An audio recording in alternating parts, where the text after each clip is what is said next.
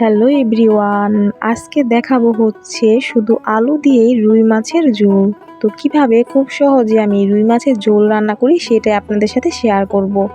প্রথমেই হচ্ছে মাছগুলো আমি পরিমাণ মতো হলুদ এবং লবণ দিয়ে ভালো করে মেখে রেখে দিলাম এবং এই পাশে একটি কড়াই বসিয়ে দিলাম। প্রথমে দিয়ে দিলাম পরিমাণ মতো সয়াবিন তেল। তেলটা ভালো মতো গরম হয়ে গেলে এরপর আমি সবগুলা মাছ ভালো করে ভেজে নিব। তো মাছগুলো নিচের পাশটা ভালো মতো ভাজার হয়ে গেলে আমি উল্টিয়ে দিলাম। আর রুই মাছটা আমার কাছে কিন্তু ভাজাটা অনেক বেশি ভালো লাগে, আর বড় রুই মাছটা তো খেতে ভালো লাগে। কার কার পছন্দ মাছ? মাছের মানে মাংসটা বেশি পছন্দ, তবে মাছ যদি এভাবে রান্না করা হয় মাঝে মধ্যে ভালোই লাগে। তো যাই হোক, মাছটা ভাজা হয়ে গেলে নামিয়ে নিলাম এবং ওই তেলের মধ্যেই দিয়ে দিলাম জিরা। জিরা দেওয়ার পর জিরাটা ভালো মতো ভাজা হয়ে গেলে এরপর আমি দিয়ে দিলাম কেটে রাখা আলুগুলো। আর আলুগুলা কিন্তু লম্বা লম্বা করে কাটা হয়েছে। আলুগুলা দিয়ে এরপর দিলাম পরিমাণ মতো লবণ এবং হালকা একটু হলুদের গুঁড়া। তো আলুগুলাকে কিছুক্ষণ সময় নিয়ে ভালো করে একটু ভেজে নিব, যেন হচ্ছে আলুটা সিদ্ধ হয়ে যায়। আর এখানে কিন্তু আলুর পরিমাণটা বাড়িয়ে দেওয়া হয়েছে। এরপর আমি একটু ঢেকেও দিলাম যেন সিদ্ধ হয়ে যায়। তো আলুটা কিন্তু ভাজা হয়ে গিয়েছে। এরপর আমি এর উপরে দিয়ে দিব হচ্ছে কাঁচামরিচ বাটা। আর কাঁচামরিচ এবং জিরা বাটা একসাথেই দিয়েছি। এখানে জিরা বাটার পরিমাণটা একটু কম দিয়েছি, কারণ এখানে আমি আবার জিরার গুঁড়াটাও ব্যবহার করব। তো বাটা মশলাটা দিয়ে ভালো মতো আলুটাকে কষিয়ে নিব।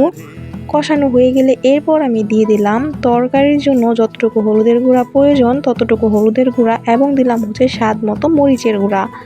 এটা হচ্ছে যার যার ঝাল অনুযায়ী দিবেন। এরপর হালকা একটু জল দিয়ে এখন ভালো মতো আমি একটু কষিয়ে নিব।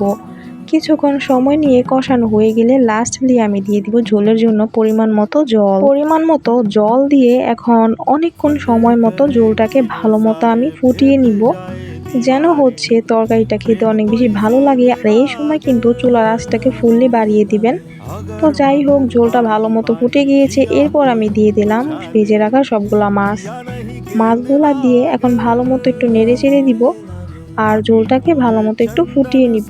তো আলুগুলাও কিন্তু সিদ্ধ হয়ে গিয়েছে, আমি চেক করে দেখেছিলাম পুরোপুরি সিদ্ধ হয়ে গিয়েছে।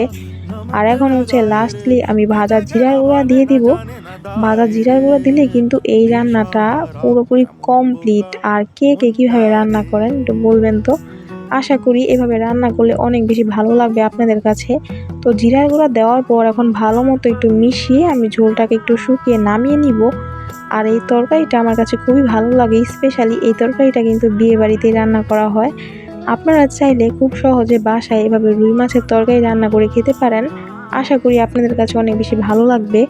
তো আজকের এই রেসিপিটা আপনাদের কাছে কীরকম লেগেছে সেটা একটু কমেন্ট বক্সে জানিয়ে যাবেন অবশ্যই।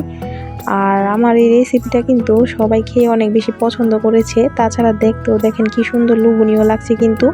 তো আজকের রেসিপিটা ছিল এই পর্যন্তই। যদি আপনাদের কাছে এই রেসিপিটা ভালো লেগে থাকে তাহলে অবশ্যই লাইক, কমেন্ট এবং শেয়ার করে পাশে থাকবেন। Thanks for watching this video. Tata.